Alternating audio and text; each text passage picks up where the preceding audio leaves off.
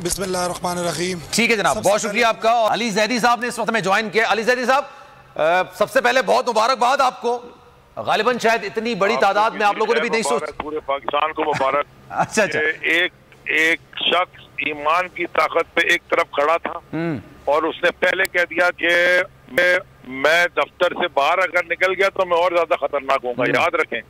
और माशाल्लाह अल्लाह ने बतूज़ मंतशा वतज़िल मंतशा अल्लाह ने इज्जत रखी है और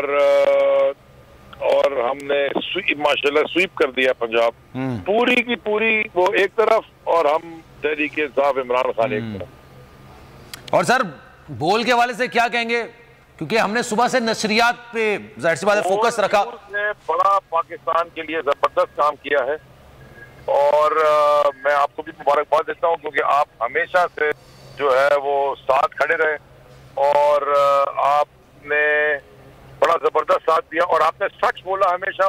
मुझे पता है कि आपके ऊपर और एक आते यार भाई ये चैनल पे बहुत प्रेशर था, आपने हमेशा सच बोला, तो आपको भी मुबारक हो। इंशाल्लाह जीत हमेशा हक की होती है, सच की होती है और सच के साथ खड़ा रहना मुश्किल होता है, लेकिन जो उसकी विक्ट्री है ना वो बड़ी मीठी होती है और लॉन्ग लास्टिंग होती है। बिल्कुल sir, well done. Thank you so much sir, thank you so much. ये भी बताइएगा सर, जनरल इलेक्शंस का माहौल देख रहे हैं? देखिए मैंने तो एक सवाल, और मेरा सवाल ये है कि आप मुझे ये बताएं कि शहबाज शरीफ साहब इज्जत से खुद इस्तीफा दे देंगे?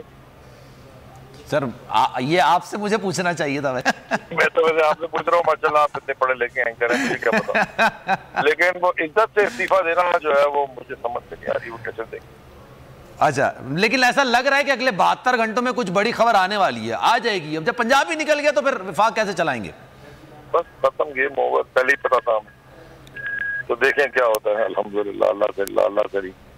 चलें sir, thank you so much for your time. Ali Zaidi साहब हमारे साथ मौजूद थे। अच्छा उसामा गाजी, ये बताइएगा कि